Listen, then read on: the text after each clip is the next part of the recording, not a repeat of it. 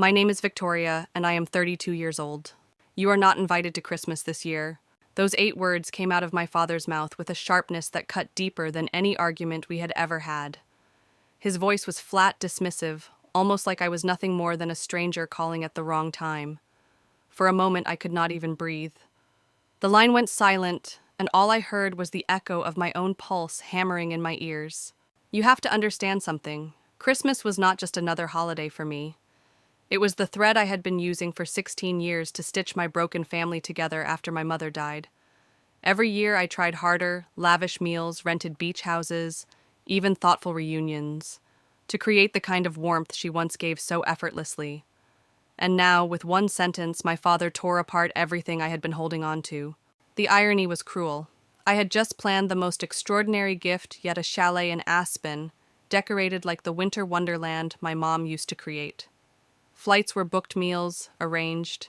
Even the tree was to be delivered and dressed. I imagined us by the fire, remembering her laughing again like we once did. Instead, I was left sitting in my office chair, stunned, replaying his words on a loop. It was not just the rejection, it was who delivered it, and how. My father, Harold, the man I had spent years supporting, the man whose mortgage I paid, whose bills I covered, whose decline I had shouldered, decided I was the problem. He was not alone in that decision.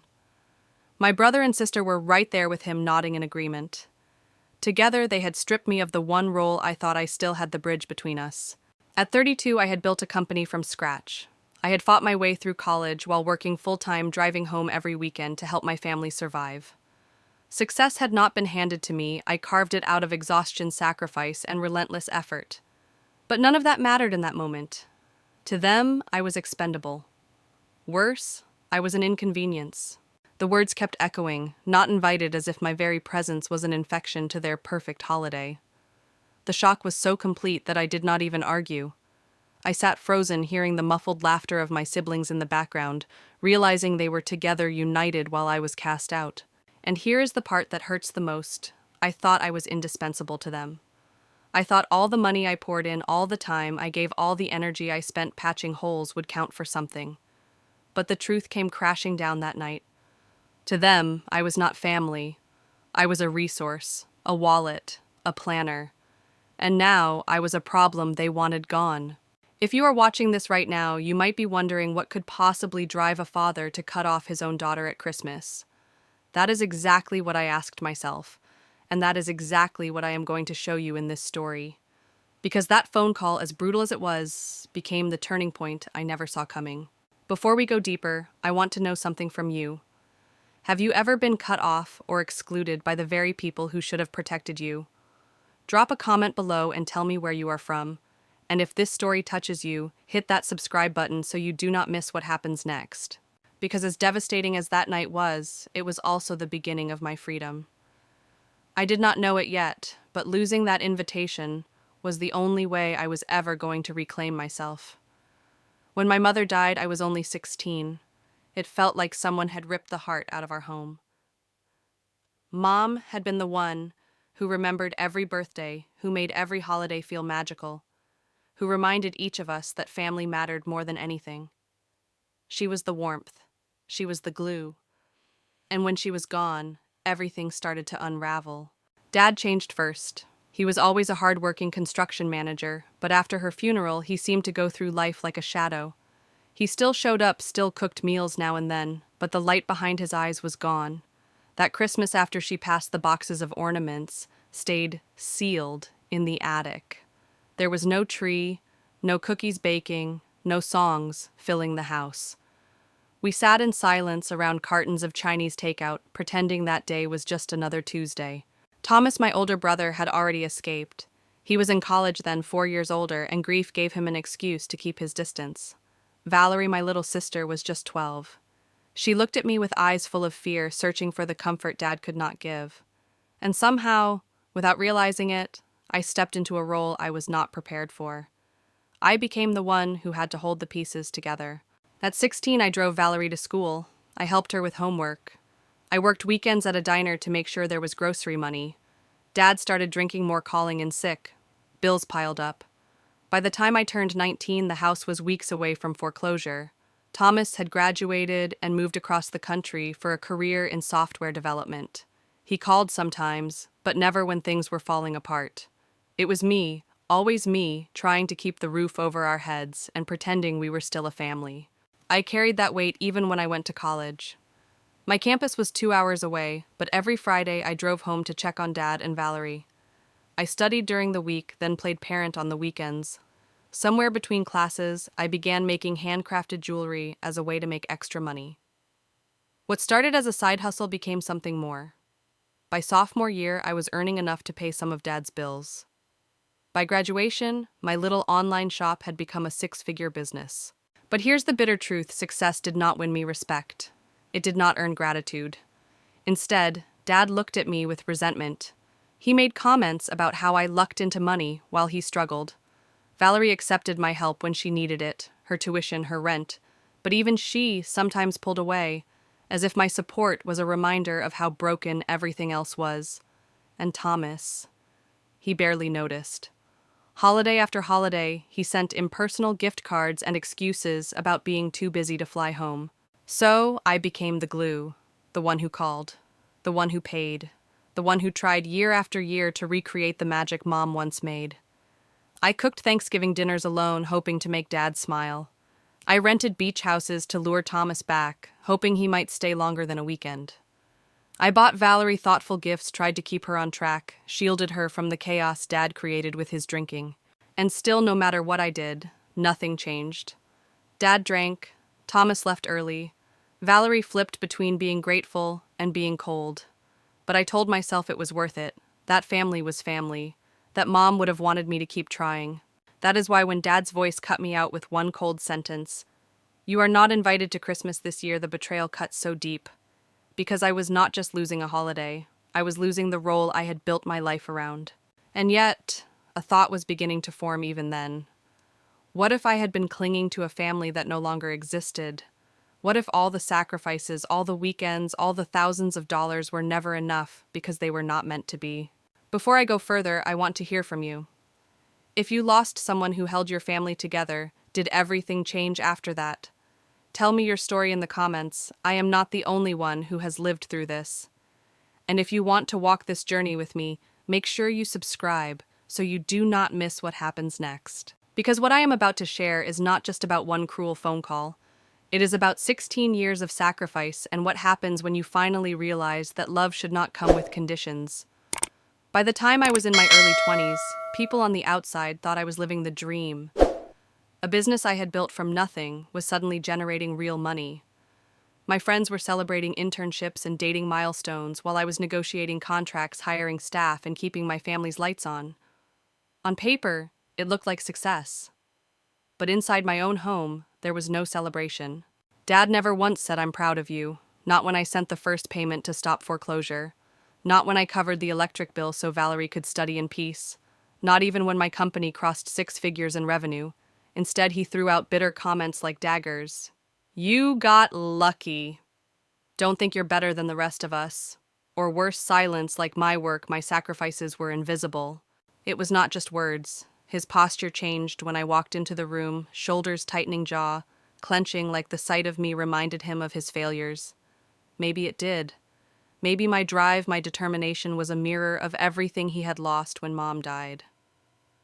But I kept hoping if I just gave more, did more, proved more, he would finally see me as more than a wallet. Thomas by then had a career in software development and a young family of his own. He rarely called, and when he did, it was surface-level chatter. A quick update, a polite thanks for the gift, and then he was gone again.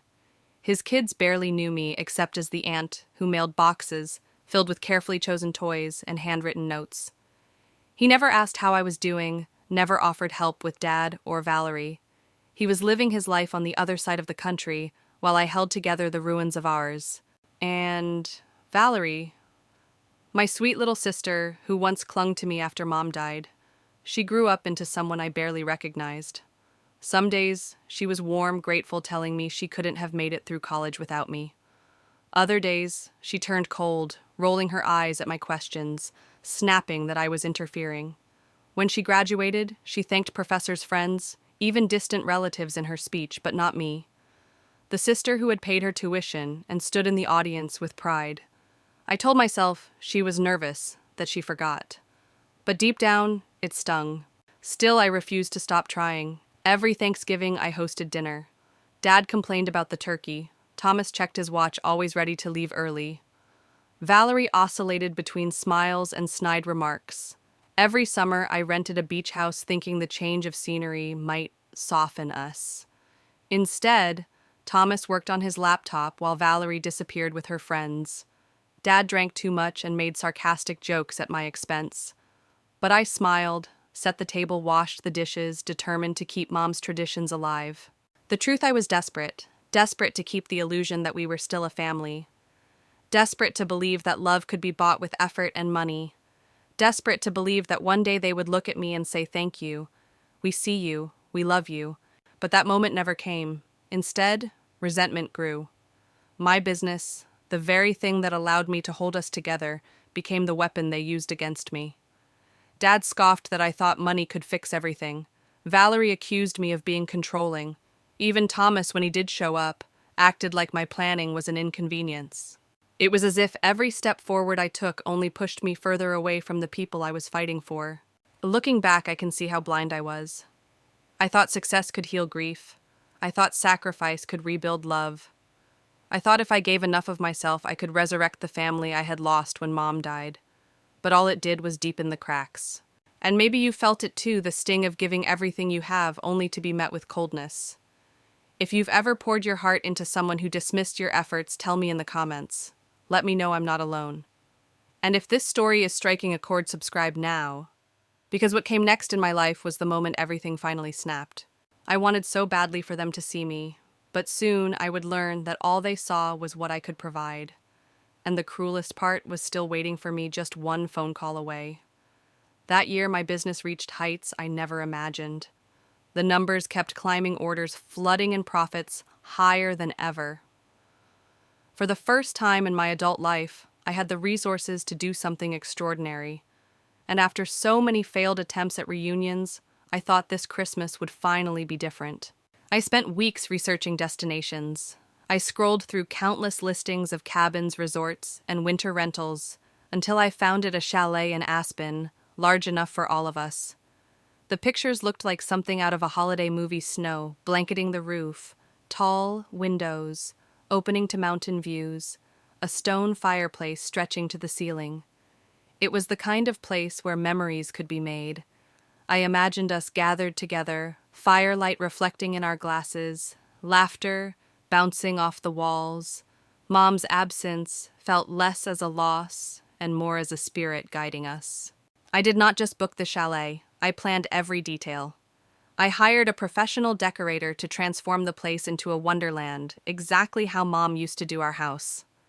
I made sure there would be wreaths on the doors, garlands over the mantel, and a towering Christmas tree, trimmed with ornaments that reminded me of hers. I arranged for a private chef to cook Christmas Eve and Christmas Day dinners. No stress, no chores, just joy. 3 months before the holiday, I sent out save-the-date cards to my family. I called Dad, Thomas, and Valerie, telling them to block their calendars. And to make sure money was never an issue, I wired $10,000 into Dad's account. That money was for gifts, meals, surprises for the grandkids, whatever they needed. I wanted them to arrive with no stress, no financial burden, no excuses.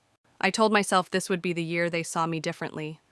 Maybe Dad would finally look at me with pride instead of resentment. Maybe Thomas would stop checking his watch and actually stay long enough to enjoy the moment. Maybe Valerie would put aside the coldness and see that I had been her anchor all along. For the first time in 16 years, I let myself hope. I pictured Christmas morning, Thomas's kids racing down the stairs to find gifts, Valerie curled up by the fire with her boyfriend Dad, smiling as we raised glasses in a toast to Mom. I imagined telling stories of her keeping her memory alive, not with tears, but with laughter. It was not just about them, it was about me too. I needed this Christmas. I needed proof that all my sacrifices had meant something, that my years of holding the family together had not been in vain, that Mom would be proud of me not just for my success, but for the love I refused to let die. The chalet became more than a vacation. It was my redemption, my gift, my chance to finally heal the wounds we had carried for too long. And as the date drew closer, every detail fell into place. Flights booked, gifts shipped, activities scheduled. For once, I believed we were on the edge of something beautiful. But beauty can be fragile, hope can be dangerous. And sometimes the people you fight hardest for are the very ones who will break you the deepest. Have you ever built up a moment in your mind believing it would fix everything only to watch it collapse? If so, share your story in the comments. I know I'm not alone in hoping too much. And if you want to see how my hope turned into heartbreak, subscribe so you don't miss the truth that came next. Because what I thought would be the Christmas that saved my family became the one that finally exposed it for what it truly was. 3 weeks before Christmas, everything was set. The chalet was paid for, the decorations scheduled, the chef confirmed, and the gifts already shipped to Aspen. I was buzzing with anticipation. That night, I picked up the phone to call Dad just to finalize a few last details, to make sure the car service I'd arranged would pick him up at 7 in the morning on the 21st. The phone rang 4 times before he answered. In the background, I heard laughter voices. Unusual for a Tuesday night. "Hey, Dad, it's me," I said, cheerful, just checking if you got the email about the car service. There was a pause, whispering I couldn't make out. Then his voice shifted, turning sharp, clipped. "Actually, we need to talk about that." My hand froze over the keyboard. "Something wrong with the pickup time. I can change it if—" "No, it's not," that he interrupted. Another pause. I could hear Thomas in the background, Valerie too. They were all together in his living room, and then the words fell like stones. "We think it would be better if you didn't join us for Christmas this year." I sat back hard in my chair. "What?" My voice cracked. "Dad. I organized this entire trip. I booked the chalet. Yes, and we appreciate that," he said, though his tone carried anything but appreciation. "But we want a nice drama-free holiday this year. Just family, no tension." Just family, like I wasn't family. My chest tightened. I am family. What drama are you even talking about? In the background, Thomas's voice cut through, low but firm. Then Dad again. "You know how you get, Marina. Everything always has to be about you, your business, your ideas, your plans. You stress the kids out with your fussing. Valerie's boyfriend is uncomfortable because you ask too many personal questions. We just want to relax this year." The words kept coming, each one a knife. My eyes burned, but I forced my voice to stay even. "I planned this as a gift for everyone. I just wanted us to have a special Christmas together." "See," he snapped. "That's exactly the problem. Nobody asked you to spend all this money. Nobody asked you to plan everything. You do it, then expect us to be grateful and follow your schedule. We don't want it anymore." For a moment, the room spun. The chalet I had poured months of effort into. The $10,000 I had wired for gifts and food. The dream of finally healing old wounds. All dismissed as if it were a burden. And the worst part? They weren't arguing. They were united. All 3 of them together in that living room had already decided I didn't belong. I whispered, "Are Thomas and Valerie really okay with this?" "They're both here nodding," Dad said. "It's unanimous." Unanimous. That word broke something in me. I had always believed, even when things were hard, that deep down my siblings loved me. That we were fractured, not destroyed. But hearing Dad's certainty, hearing the laughter in the background, realizing they had discussed this behind my back, it was like a final verdict. And then the cruelest twist. "We still want to use the chalet and the money," Dad added. "Consider it your Christmas gift to us." Something inside me shifted. The pain was still there, but it was joined by clarity. For years I had been the glue. For years I had carried them. And now, when they cast me out, they still expected to profit from my efforts. I took a deep breath. "Fine," I said quietly. There was silence on the other end. Dad sounded surprised, like he had expected me to beg, to argue, to plead for a place at the table. But I didn't. Because in that moment, I realized, maybe for the first time, that I was done. Have you ever been blindsided by the people you trusted most, cut out of something you built with your own hands? Tell me your story in the comments, and if you're still here with me, subscribe now, because what happened after this call changed everything. Because when I hung up that night, the real story was only beginning. The silence after that call clung to me like smoke. I sat in my chair, staring at the screen, replaying every word. They hadn't just uninvited me. They had accused me. They had turned my love, my sacrifices, into weapons. Dad's voice echoed in my ears. Everything always has to be about you, your business, your ideas, your plans. As if my success was something shameful, as if giving them a chalet, a decorated tree, a chef-cooked meal was some sort of power grab. Thomas's judgment stung too. You stress out the kids with your fussing. I thought of the carefully chosen gifts, the games I planned, the hours I spent making sure his children felt special. I wasn't stressing them. I was trying to fill the void Mom left. But in his eyes, that made me a problem. And Valerie, my little sister, I had raised like my own daughter. Hearing that her boyfriend was uncomfortable because I asked too many questions cut deeper than I expected. I had only met him once. I had asked where he worked, what his family was like, basic, polite things. But now she was using it as ammunition, another reason why I didn't belong. Each accusation twisted tighter like barbed wire around my chest. For years I had been the caretaker, the financial safety net, the one who tried. And now they were rewriting the story, turning me into the villain who ruined everything. I wanted to scream, to remind Dad of the mortgage payments I made, to remind Thomas who bought his kids winter coats when he forgot, to remind Valerie who kept her in school when Dad's drinking drained every account. But I didn't, because I knew it wouldn't matter.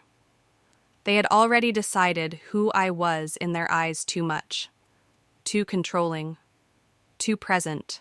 The betrayal wasn't just in their words, it was in their unity. For the first time in years, they were together, bonded not by love, but by their rejection of me. And I was left on the outside watching them laugh in the background while my chest split open. I pressed the phone to my ear and whispered, I planned this as a gift. Dad's voice came back sharp and unyielding. Nobody asked you to. It was like a door slamming shut. I ended the call before they could say more. My hands were trembling, my eyes burning, but inside a strange clarity was forming. I realized they weren't misunderstanding me. They weren't confused. They had chosen to twist my efforts into flaws because it was easier than facing the truth. The truth that I had carried them. That without me, the roof would have collapsed years ago. And yet in their story, I was the burden. I leaned back, staring at the ceiling, letting the weight of it crush me. 16 years of sacrifice erased in one night. My heart wanted to cling, to call back, to fight for my place. But another voice whispered, Do you hear them? They don't want you there. They don't see you. That night, I didn't sleep. I lay in the dark, imagining the chalet decorated to perfection, the fire glowing, my seat at the table empty. And I wondered if maybe that was always how they wanted it. Tell me, have you ever had your kindness turned against you? Have the people you love ever twisted your efforts into flaws? Comment below, because I know this pain is not mine alone. What I didn't know then was that this moment, as crushing as it felt, was also the breaking point. The end of one chapter and the beginning of another. Because the next move I made would not be out of desperation to belong. It would be out of something far more powerful, self-respect. When I hung up, I thought the worst was over. I believed the cruelty was in the rejection itself, in the accusations they threw at me like darts. But I was wrong. The deepest cut came a moment later, when my father added words, I'll never forget. We still want to use the chalet and the money. Consider it your Christmas gift to us. For a second, I couldn't even process it. My chest tightened, my breath caught, my mind scrambled to understand. They had just told me I wasn't welcome yet. They expected me to hand over everything I had built. They wanted the luxury, the comfort, the memories, without me. That was the moment something snapped inside. Hurt turned to clarity. 16 years I had given, 16 years of pouring my energy, my time, my money into keeping us together, and in the end, I was just a resource to be drained. Not a daughter, not a sister, not family, just a wallet. The betrayal stung, but what cut deeper was how natural it seemed for them. No hesitation, no guilt, just entitlement. They had rehearsed this. They had sat together, planned it out, decided that my absence was preferable to my presence as long as my money remained. I looked at the phone in my hand, trembling, and whispered one word, fine. I heard the surprise in Dad's silence. He had expected me to argue, to beg, to fight for a seat at the table I had set. But I didn't. Because I finally understood the truth, my fight was never going to change them. When I hung up, I didn't scream. I didn't call anyone to vent. I sat in stillness, feeling the weight of 16 years pressing down on me. Every holiday I had orchestrated, every bill I had paid, every tear I had swallowed, all of it was for a family that never intended to see me. And yet, even in that stillness, a seed of something new began to grow. A realization that maybe I didn't have to keep paying for love. That night, I opened my laptop. My hands shook as I logged into my bank account.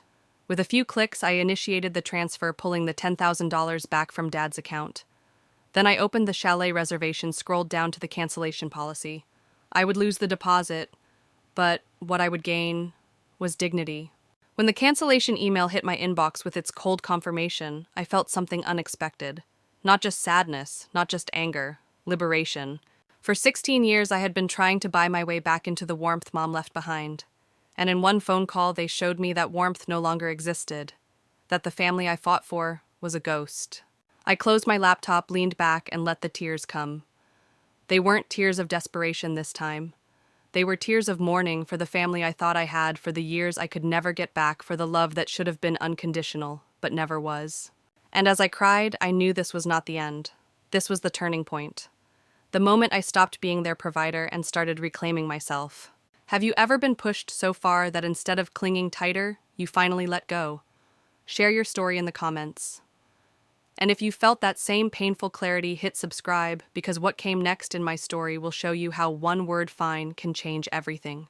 Because when you stop paying for love, you start discovering what love truly means. I barely slept that night. My eyes were swollen, my throat raw from holding back sobs, and my body felt hollow. 16 years of effort erased in a single phone call. 16 years of sacrifice dismissed with a sneer and a shrug. By morning, though, something had shifted. The grief was still there, heavy as stone, but it was joined by something I hadn't felt in years: resolve. I sat at the kitchen table with my laptop open and a cup of untouched coffee cooling by my hand. My fingers moved almost on their own. I logged into my bank account, checked the balance, and saw the $10,000 had already returned. For the first time in years, my money was mine again. Not theirs. Not tied to their demands. Mine.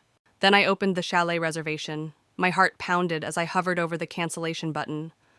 I thought about Mom, how she used to say, "Don't throw good love after bad." I realized I had been doing exactly that, throwing good money, good energy, good years into a pit that never gave anything back. My cursor clicked. A confirmation window popped up warning me I'd lose the deposit. My hand didn't hesitate. I confirmed. A ping echoed in my inbox. Reservation canceled.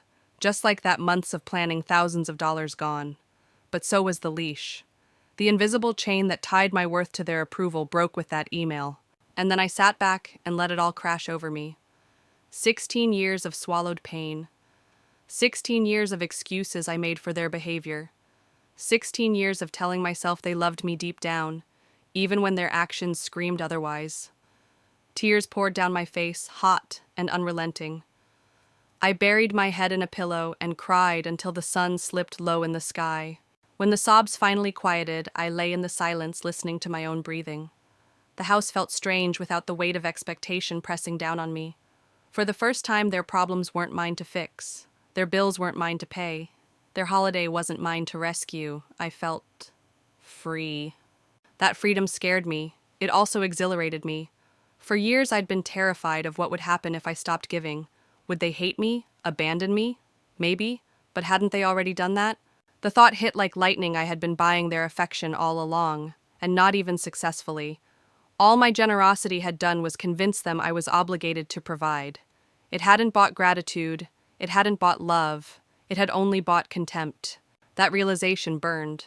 But it also illuminated a path forward. A path where my value wasn't tied to their comfort. A path where I could finally stand on my own, not as the family savior, but as a woman who deserved respect. I got up, poured out the cold coffee, and whispered to myself, "No more." It was a declaration, a promise, a boundary I should have drawn years ago. And I want to ask you, have you ever reached that breaking point? That moment where pain finally transforms into power? Leave me a comment, because your story might give someone else the courage to stop giving to those who never give back. And if you're still with me, subscribe. Now. Because what I did next wasn't just about ending the old story. It was about writing a new one. That night, I didn't fall asleep with tears on my pillow. I fell asleep with a strange new thought pulsing in my mind. If I didn't have to fix them anymore, what could I build for myself? The morning after I canceled the chalet, memories came flooding back, each one cutting deeper than the last. They weren't random. They were warnings, moments I had buried under excuses, proof I should have seen long ago. I remembered Thanksgiving last year. I had worked for 3 straight days cooking a perfect meal. Turkey golden brown pies cooling on the counter table, set with candles like Mom used to do. Dad took one bite of the turkey, set down his fork, and muttered, "Too dry." The air went cold. No thank you, no recognition of the effort, just criticism. And I had smiled, brushing it off, telling myself he was still grieving. Then the summer reunion at the beach house. I had rented it for a week, thinking the ocean breeze might soften us. But Thomas spent the entire trip glued to his laptop, claiming work emergencies that mysteriously vanished when his wife suggested a family swim. Valerie disappeared most nights, chasing friends instead of memories. And Dad. He drank on the porch, chuckling at my obsession with family photos. I had laughed along, swallowing the sting. Valerie's graduation haunted me most. I paid her tuition. I worked extra hours to keep her afloat. I sat in the crowd that day, bursting with pride. And when she stood at the podium, thanking professors' friends, distant relatives, she never said my name. I clapped anyway, tears in my eyes, convincing myself she was nervous that she forgot. But the truth, she didn't forget. She chose. One by one, these moments lined up like dominoes. And for the first time, I let myself see the pattern. They didn't value me, not my efforts, not my sacrifices, not even me. They valued what I gave them. That was all. The phone buzzed beside me, jerking me back to the present. A text from Valerie lit the screen. "Hope you're not too upset. We just want a peaceful Christmas. Love you, sis." Peaceful. Love. Empty words after betrayal. I didn't reply. I stared at the phone until the screen went dark and something inside me hardened. I realized I had been living in denial for 16 years, building a fantasy where my love could fix what death had broken. But the truth was clear now. Mom's death didn't just leave a hole. It left a fracture that none of us could mend, not with money, not with meals, not with perfect holidays. And maybe that's the hardest thing to admit. Sometimes the family you fight to save is already gone. I sat at my desk, pulled out a notebook, and wrote 2 words at the top of the page: no more. Underneath, I started listing every moment I had ignored, every slight I had explained away. With each entry, the weight lifted, the fog cleared. I wasn't crazy. I wasn't imagining it. They had shown me who they were. I just hadn't wanted to believe it. The list grew long, too long, and at the bottom I wrote something I had never dared before: I deserve better. And here's where I'll leave you with a thought. Have you ever ignored the red flags because you were desperate to hold on? Did you convince yourself that cruelty was just stress, that neglect was just forgetfulness? Leave me a comment, because admitting the truth is the hardest step. And if you want to see how facing my truth changed everything, hit subscribe now, because the moment I finally let go was also the moment a new kind of life began.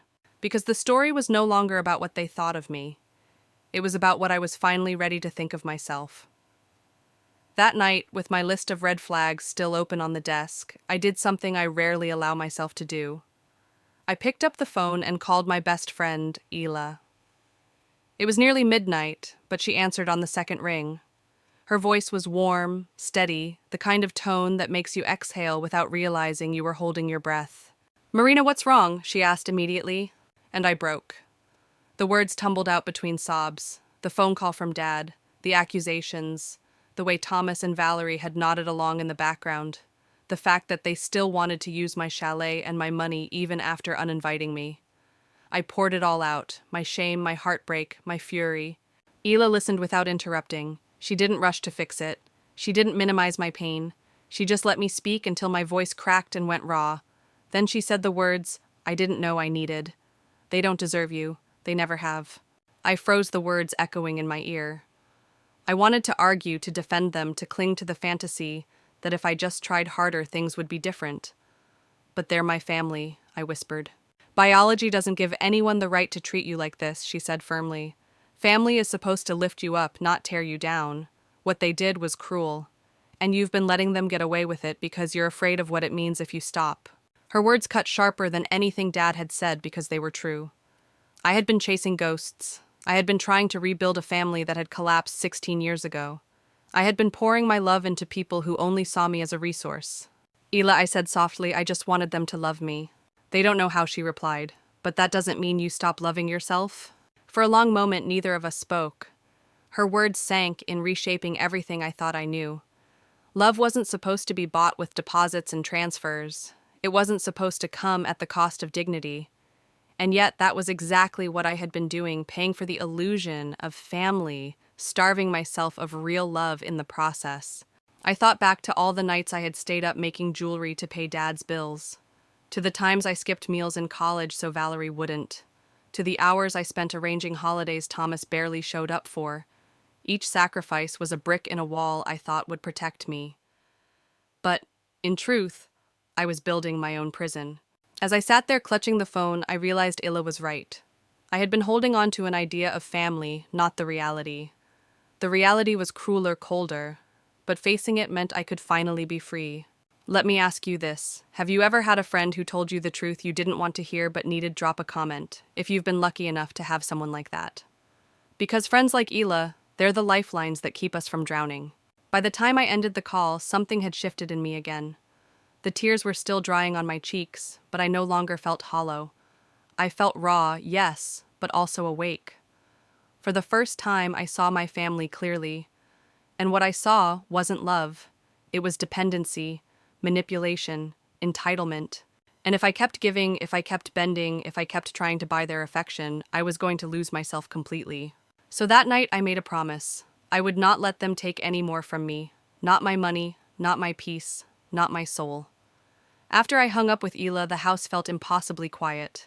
I turned off every light, walked to my bedroom, and collapsed onto the bed. My body was heavy, but my mind refused to rest. Instead, a voice from the past began to echo my mother's. Mom had been gentle, but she was never weak. She used to say, "Your kind heart is a strength, Marina, but never let anyone treat it like a doormat." I had heard those words when I was 12, when a group of girls at school teased me for days. Mom told me to stand tall, to draw a line. Compassion doesn't mean letting people trample you, she said, brushing my hair back with steady hands. That memory returned with painful clarity. Somewhere along the way, I had forgotten that lesson. I had twisted compassion into obligation, kindness into servitude. I thought giving more meant proving love. But now, lying there with tears drying on my cheeks, I finally understood what she meant. A kind heart is powerful, but only if you protect it. I stared at the ceiling, remembering how Mom transformed our modest home every Christmas. She didn't have much money, but every ornament had a story. Every cookie tray carried laughter. Every gift was thoughtful, never extravagant, but filled with meaning. She made holidays magical, because she poured love into them, not money. I realized I had been chasing her ghost all these years, believing that if I spent enough, gave enough, worked enough, I could recreate that magic. But magic doesn't come from money. It comes from presence, from people who choose to show up, and my family, they hadn't chosen me in a long time. That thought was devastating, but it was also freeing. I couldn't bring back the version of us that existed when Mom was alive. That family was gone. But maybe I could bring back something else, her lesson. Her reminder that respect and dignity matter as much as love. I sat up, grabbed my journal, and began to write. Not a list this time, but a promise. I will not give until I am empty. I will not chase people who walk away. I will not let grief dictate how much of myself I sacrifice. The pen shook in my hand, but when I finished, I felt lighter. I glanced at my phone. Dozens of missed calls from Dad, texts from Thomas, a string of messages from Valerie, demands, excuses, guilt trips. I silenced the device and placed it face down. Tonight, their voices would not reach me. Instead, I imagined Mom's. I pictured her standing beside me, her hand on my shoulder. She would never have wanted me to destroy myself for the illusion of family. She would have told me to fight for my dignity as fiercely as I fought to hold them together. And that's when it hit me, the best way to honor her wasn't by spending thousands to recreate her traditions. It was by living the values she taught me, to stand up for myself, to know my worth, to build love on respect, not obligation. For the first time in 16 years, I felt her pride not in what I gave, but in what I finally decided to stop giving. And I want to know, has anyone you've lost ever left you a lesson that only made sense years later? Share it in the comments. Those lessons are gifts we carry forward. And if you're walking this road with me, subscribe now, because what I chose to do next was something no one in my family saw coming.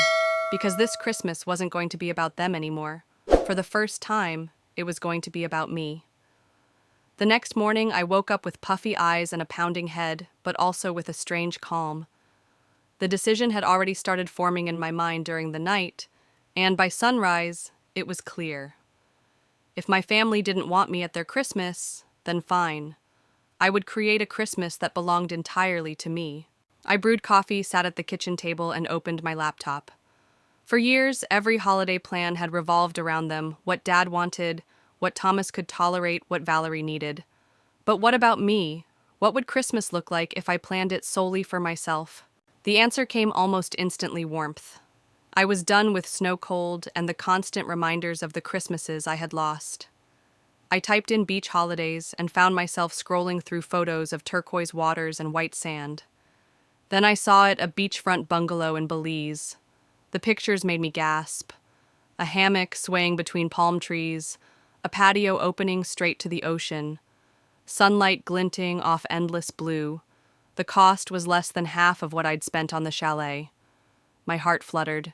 Within an hour, the booking was confirmed, flights arranged, a new itinerary forming before my eyes. Not for my father, not for my siblings, for me. But I didn't stop there. I picked up the phone and called two people who had stood by me without question, my friends Illa and Diana. When I asked if they wanted to join me for Christmas in Belize, their shouts of excitement nearly burst my eardrum. "Are you serious?" Diana said. "A beach Christmas I'm in. No family drama. Just sun sand and cocktails." Ila chimed in, laughing. "This might be the best gift you've ever given yourself and us." Their joy was contagious. For the first time in weeks, I laughed. I laughed so hard, tears pricked my eyes again, but this time they weren't tears of grief. They were tears of release. I wasn't going to spend Christmas trying to win back people who didn't want me. I was going to spend it with people who chose me. That afternoon, I created an itinerary that thrilled me: snorkeling excursions, a day trip to Mayan ruins, a special Christmas dinner overlooking the ocean. Every plan centered on joy, relaxation, and freedom. For once, I wasn't orchestrating perfection to prove my worth. I was planning fun because I deserved it. Of course, my phone buzzed relentlessly. Messages from Dad, calls from Thomas, guilt-tripping texts from Valerie. Demands to reinstate the chalet, pleas to return the money, accusations that I was ruining Christmas for everyone. I silenced it all. Their chaos was no longer mine to manage. As I sipped my coffee and looked at pictures of Belizean sunsets, I realized this was what Mom had meant when she told me not to let anyone treat my kindness as weakness. For years, I had been giving until I was empty. Now, for the first time, I was giving to myself. The power of that choice was electric. I didn't feel selfish. I felt free. And let me ask you, if you could design a holiday that was just for you, with no obligations, no guilt, what would it look like? Share it in the comments. I'd love to hear your version of freedom. And if you want to keep walking through this story with me, subscribe now. Because the moment my family realized what I'd done, the drama exploded in ways you won't believe. Because while I was building a new Christmas, they were building a storm. The storm hit within hours. By the next morning, my phone was lit up like a Christmas tree, missed calls, voicemails, and dozens of texts stacked on top of each other. Dad's messages swung wildly from anger to guilt to desperation. First, how dare you cancel everything without discussing it with us? Then, the kids are crying. Do you really want to ruin their Christmas? And finally, call me back. We can work this out like adults. Thomas took another approach, long, scathing emails. He listed every inconvenience my decision had caused. Time off work already booked. Non-refundable flights purchased. His children bragging to their friends about Aspen, only to now be embarrassed. Each email ended with the same refrain: "You need to fix this, Marina. This is your mess." Valerie's tone was different, slippery, shifting by the hour. One text accused me of being childish and vindictive. Another tried to play the victim. I didn't even want you uninvited. It was Dad and Thomas. I just went along to keep the peace. Whether it was true or another manipulation, I couldn't tell. But what mattered was that she had been there, sitting in that room, nodding while Dad cut me out. That silence was her answer. And then a new twist. Jessica, my sister-in-law, reached out privately. Her message shocked me. Marina, I just found out the truth. Thomas told me you canceled everything out of spite. He never said you were uninvited. I'm so sorry. That's cruel and unfair, especially after everything you've done. My stomach dropped.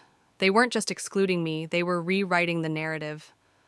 Dad was telling the extended family I had promised them a luxury Christmas and then stolen it away. Thomas was spinning lies to his own wife. The story spreading through the family chat threads painted me as selfish, unstable, the villain who ruined Christmas. But Jessica's honesty opened a crack of light. If she had been lied to, maybe others had too. And soon proof arrived. A cousin sent me screenshots from a family group chat I hadn't been included in. In it, Dad had written, "We need to pressure Marina. She always caves if enough people guilt her. Don't hold back, remind her the kids are suffering." Reading those words made me sick.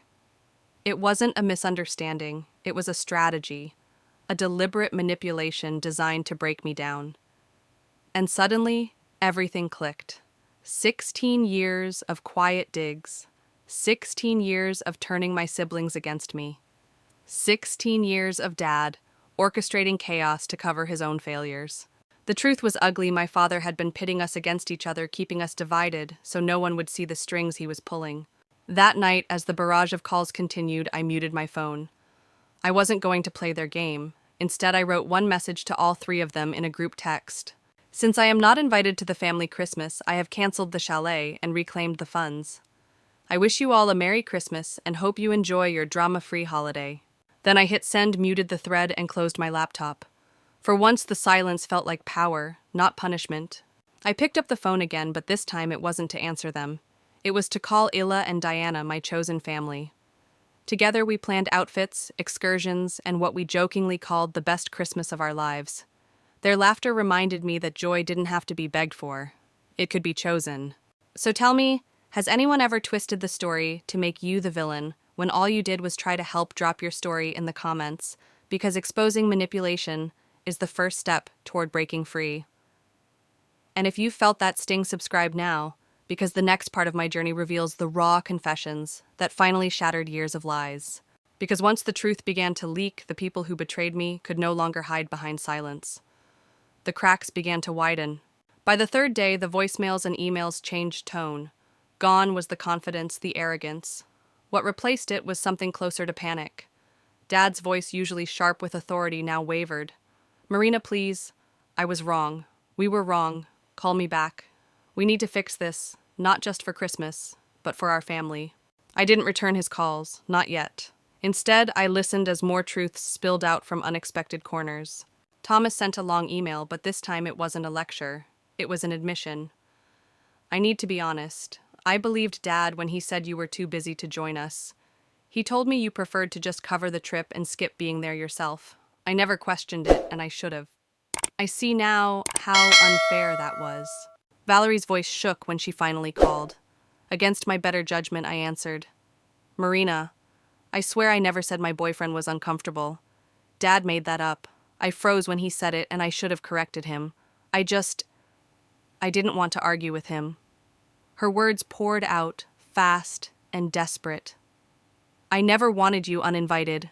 I went along with it because I was scared of causing a fight." Piece by piece, the picture came into focus. Dad hadn't just lashed out during one phone call, he had been weaving lies for years. He told Thomas I didn't care. He told Valerie I was too busy. He told me they resented me. He kept us all separated, spinning different stories, so none of us compared notes. It wasn't until Jessica confronted Thomas that the web began to unravel. She pushed him, and he admitted what he'd been told. Then Valerie broke, realizing how much Dad had manipulated her. Now, in their desperation, they were all confessing, trying to repair what had been broken. But the damage was deep. 16 years of silence. 16 years of believing their distance was my fault. 16 years of thinking I wasn't enough. And now, all of them telling me it was never true, it had been Dad pulling the strings. When I finally called him back, the voice I heard wasn't angry. It was broken.